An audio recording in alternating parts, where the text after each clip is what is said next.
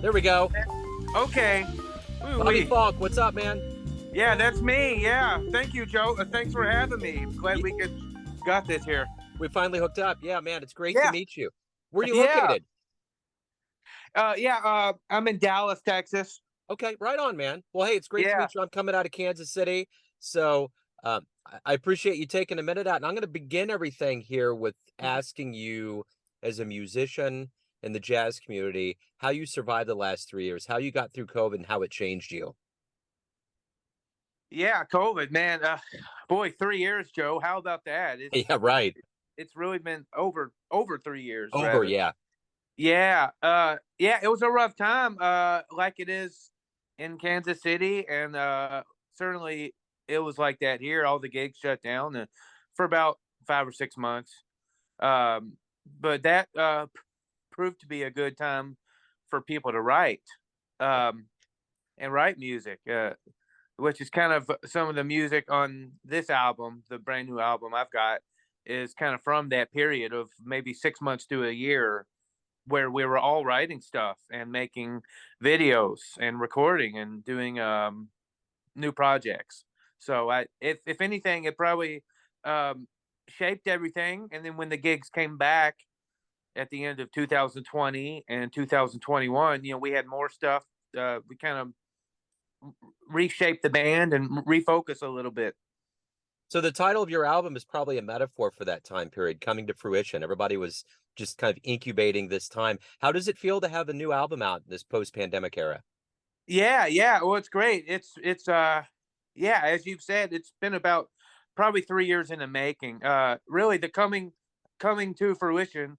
Uh, yeah, it definitely could be a metaphor for that. It's more or less. I was working on my first tour as a band leader, and the tour fell apart in 2020 for obvious reasons.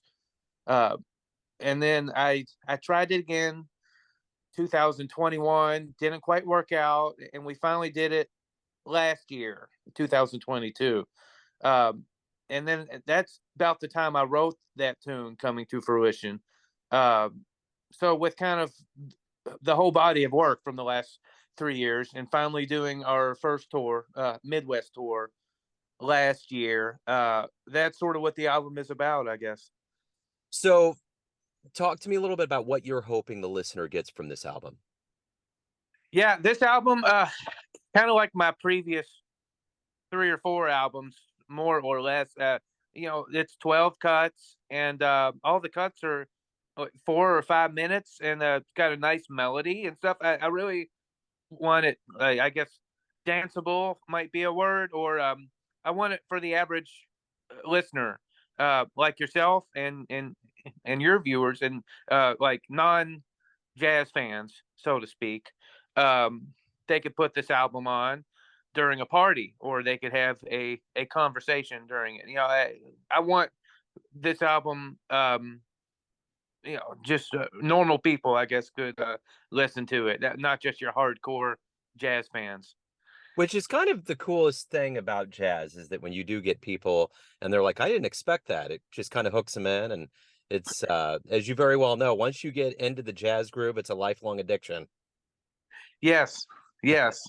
So speaking of a lifelong addiction, how did this journey begin for you? Where were you born and raised, and how did these roots of music and jazz get into you?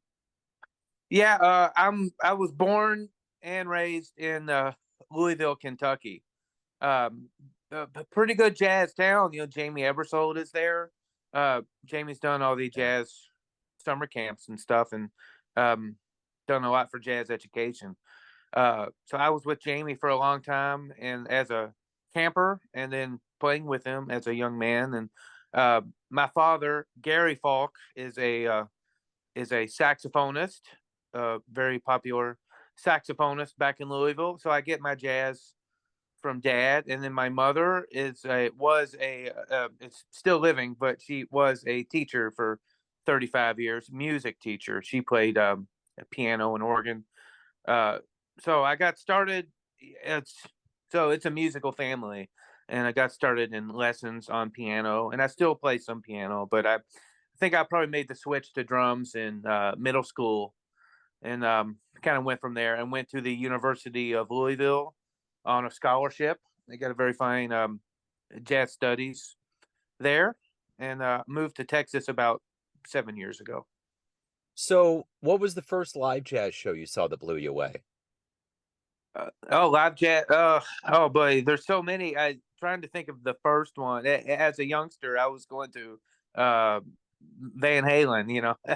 That was kind of my first love. Jimi Hendrix, Van Halen, Warrant, uh, Led Zeppelin, right? As I'm sure that's your background also. Yeah, oh yeah. Uh, but jazz, yeah. I got into jazz probably middle school and high school. The first one, yeah, I was really blown away by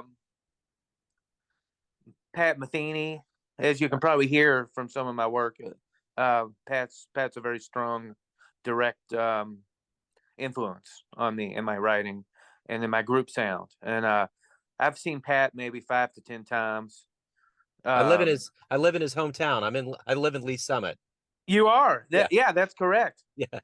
Yeah, So I always hear Pat stories, man. Like especially during the pandemic, whenever I bring up Lee Summit, because I just moved there in January 2020, and then everything shut down. So I'd mention yes, that, and everybody had a Pat story, and it was always a really good one. yeah, yeah. That's right. He's from there. I don't think he spent much time there, did he? That I think he went to Boston. Yeah, he boogied out pretty quick. Yeah, I think he was at the Frost School. He was in Yeah. Boston, and then it's New York. He swung through Kansas City here this summer for the first time in a long time. He played at the Kaufman Performing Arts Center. So Yeah. yeah, yeah, a lot of dust was in the air. He was gone. Yeah. Well, Pat's definitely he's a big influence on me, with many others. Yeah, John Coltrane, Joshua Redman, Kenny Garrett, but Pat with the guitar, uh, bringing that guitar right to the forefront, and melodies and kind of the overall group sound and stuff. So I guess from an early age, Pat was a strong influence, and I got a lot from attending those Jamie Ebersole concerts, and hearing like Dave Liebman, Tom Harrell, Phil Woods, people like that in Louisville, Kentucky, as a youngster. It's funny. I was, obviously in the rock group listening to Van Halen when I was a kid, and I didn't Mhm. realize at that time how gonzo and smart David Lee Roth is. So I've been hearing interviews with him, and it's like, my God, like I heard a story where he became a paramedic after he got out of music, like after his whole solo thing, and no one really knew that he did this. So can you imagine, like, he's in the back of an ambulance getting it hooked up, and they're like, there's no way that's David Lee Roth. So, but yeah, he was a hardcore EMT, and I was listening to an interview with him.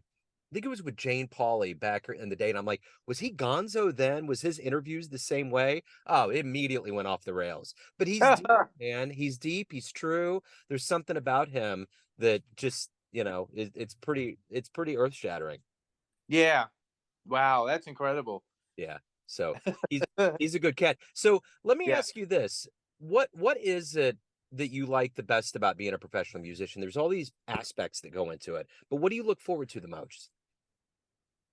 Well, for me, and in this stage for me, in my career, it's all about the band and albums and touring and festivals, and that we're kind of phasing out some of the other gigs, restaurants. We could still play in restaurants and stuff. There's a lot of that here, Dallas, Fort Worth.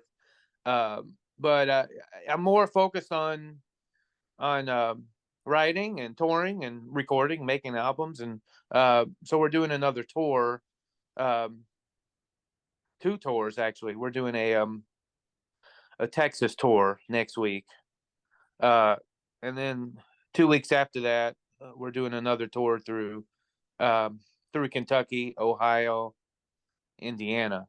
Excellent. So I guess I'm looking forward to the touring and festivals and just writing more music. So you obviously over your career have played with veterans and esteemed musicians. What have you learned from them that you in turn teach younger players that you get to play with?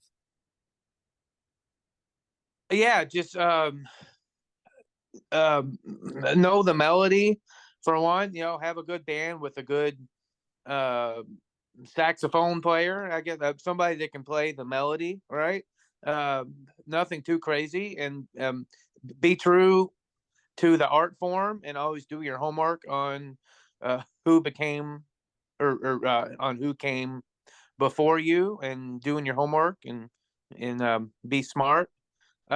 It's tricky to, as you're well aware, to try to uh, support a family, make a living just doing jazz. So I encourage people to, some people are teachers and have full time teaching gigs, and they play on the side, or some people it's what do you call it? It's a hobby, I guess you could call it. I've got a day job. I work for a seafood company. I'm a driver. Um, I do that just 4 or 5 days a week, and that helps, I guess, pay the bills. But I also get my health insurance, medical, and uh, good benefits, and that lets me do the gigs that I want to do. So I just encourage people to figure out what works for them and be true to the art form. Yeah. Preaching to the choir, I'm doing the same thing. This is a Yeah, passion project, you know? Um, right. so let me ask you this, very simply put, why do you love jazz? Um, yeah, it's just freedom of expression, and just writing tunes, and you can pretty much do what you want. There are some rules, I guess, but yeah, I've just been always I've always liked jazz and been drawn to it, and uh, there's no stopping now, I guess. Yeah, absolutely. So let me ask Yeah. you this. If we get off the phone, the Jazz DeLorean pulls up in front of your house, you can go in, punch in the digits, and see any dream gig in the history of jazz. Where are you going? Oh boy. Well, that's a loaded question. There's so many options for me. Probably not the Matheny stuff, because he's our era, the current day, and I've seen him Yeah, 5 to 10 times. I'd probably go back um, to the Train, John Coltrane. yeah. Uh, his life was so short. He died in 1967. Uh, I'd probably go back and hear the quartet with Elvin, Jimmy Garrison, McCoy. Uh, that's just one that jumps out for me. Of course, there's all the great groups from Miles and Yeah. Charlie Parker. Some of the godfathers of the music. But yeah, I'd probably say if you had to choose one, I'd love to see that the quartet with Elvin and Coltrane. For sure. Yeah, I would love to Yeah, see that too. yeah. Yeah, Mm-hmm. yeah. So, Bobby, everyone has a perception of you, family, friends, fans, colleagues, but you run the show. What's your perception of you? Who do you think you are? Yeah, it's changed over the years. I mean, now I think I'm just pretty much everyone regards me as a good guy and a family guy, and treats people well, and treats his musicians well, both financially and physically, mentally. I probably say that's my reputation, and I take care of guys, and uh, yeah, just now it's more. Um, Bobby, the band leader and writer, and so Right on. So yeah, let's get the good information out. Where can people pick up Coming to Fruition? Anything about you and your world, live shows, where do they go? yeah. So you can go check out the website www.bobbyfalkmusic.com. That Falk is FALK. We're also on Facebook, Bobby Falk Group, and Instagram is B Falk Music.